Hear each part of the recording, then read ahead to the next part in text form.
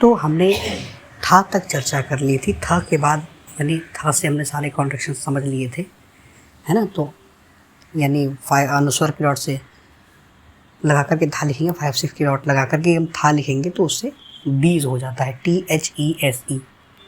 अभी आगे कंटिन्यू करेंगे। तो था के बाद क्या आता है, दा। तो हिंदी का जो दा होता है वही अंग्रेज़ी का डी होता है, तो उसको तो सब समझ चुके हैं हर तरीके से, तो उसको छोड़ देंगे।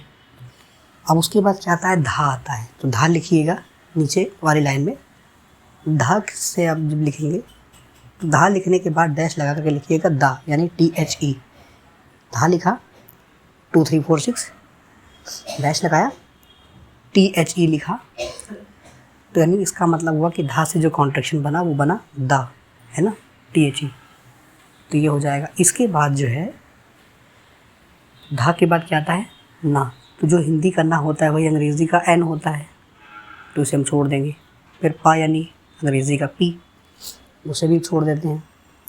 फा की बात करेंगे जो कि होता है 2 3 5। तो फा लिखना 2 3 5 की डॉट लिखी, यानी फा बन गया। फिर डैश लगाया, उसमें लिख देंगे क्या, उसमें लिखेंगे टू, TO, है ना। फिर नीचे वाली लाइन में आएंगे, फिर एक बार लिखेंगे 2 3 5 की डॉट लगाएंगे, फिर लिख देंगे, फिर लिखेंगे क्या, फिर लिखेंगे डबल F। इससे 2 कॉन्ट्रैक्शन बनते हैं, डबल F भी बनता है और 2 भी होता है। तो ये 2 कॉन्ट्रैक्शंस यहाँ से कंप्लीट हो जाएंगे। और इसके बाद जो है फा के बाद आता है बा। तो जो हिंदी का बा होता है वही अंग्रेज़ी का भी होता है, तो हम उसको भी समझ चुके हैं। अब भा को समझते हैं। देखिए भा जो होता है ना, भा से अकेले तो कॉन्ट्रैक्शन नहीं होता, लेकिन मिलके होता है, यानी 4 5 की डॉट।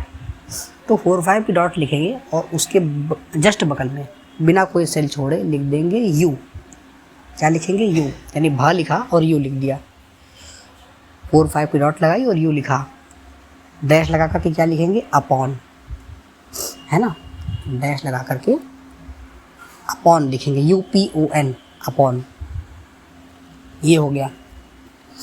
और इसके बाद भा के बाद माँ। माँ जो होता है वही अंग्रेज़ी का M होता है, तो छोड़ देंगे माँ। या जो होता है Y होता है, रा जो होता है वो R होता है, ला जो होता है वो L होता है, तो इन्हें भी हम छोड़ ही देंगे। और वाह जो होता है ऐसे भी छोड़ देंगे, क्योंकि जो वाह होता है वो वी होता है अंग्रेज़ी का, है ना। तो जो चीज़ें हम पहले कवर कर चुके हैं उन्हें हम छोड़ देंगे। इसलिए मैं जब तक लिखने को ना बोलूँ आपको लिखना नहीं है। अभी मैंने लिखने को नहीं बोला है, अभी मैंने केवल छोड़ने को बोला। यार अलावा की बात आता है, शाह आता है, शलजम वाला शाह। ठीक है, तो इसको क्या लिखेंगे, शाह लिखिए 1 4 6 की डॉट, यानी तालवी शाह जिसे आप कहते हैं ब्रेल की, उसमें शलजम वाला शाह। नॉर्मल लोगों के समझने के लिए, अगर आपके घर में कोई नॉर्मल है, वो इस वीडियो को देख रहा है या इस ऑडियो को सुन रहा है, तो वो समझ सकता है कि मैं किस शाह की बात कर रहा हूँ। ठीक है, शलजम वाला शाह। उसको लिखेंगे 1 4 6 की डॉट, ब्रेल में डैश लगाएंगे और लिखेंगे SH। क्या लिखेंगे, SH। एस भी एक ही सेल में और उसके जस्ट बगल में H, तो इससे SH होता है। ठीक है, और फिर नीचे एक बार फिर से वही लिखेंगे सेम, शाह। उसके बाद क्या होगा, उसके बाद होगा ये, जब उस शाह को आप फिर से लिखेंगे वही शलजम वाला ही 1 4 6 की डॉट, फिर डैश लगाएंगे तो लिखेंगे शैल, है ना। क्या लिखेंगे, शैल, SHALL, शैल। ठीक है, SHALL, शैल। इसके बाद जो आता है षटकोण वाला शाह, जिसे हम कहते हैं मूर्धा निशा, मूर्धा वाला शाह। तो इसको मूर्धा वाला शाह के लिए डॉट होती है 1 2 3 4 6। क्या होती है, 1 2 3 4 6। अब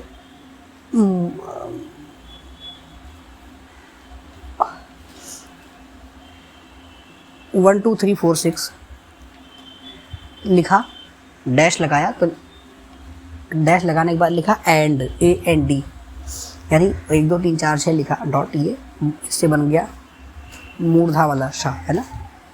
फिर डैश लगा करके लिखेंगे, क्या लिखेंगे, एंड, AND, ठीक है। इसके बाद आगे चलेंगे तो श के बाद क्या आया, श के बाद आया हा। अब देखो हा में क्या होता है, जो हिंदी का हा होता है वही अंग्रेजी का H होता है, तो हम कवर कर चुके हैं, तो छोड़ देंगे, ठीक है। अब हा के बाद क्या आया, क्ष। क्ष जो होता है वही अंग्रेजी का Q होता है, तो हम इसे भी कवर कर चुके हैं, छोड़ देंगे।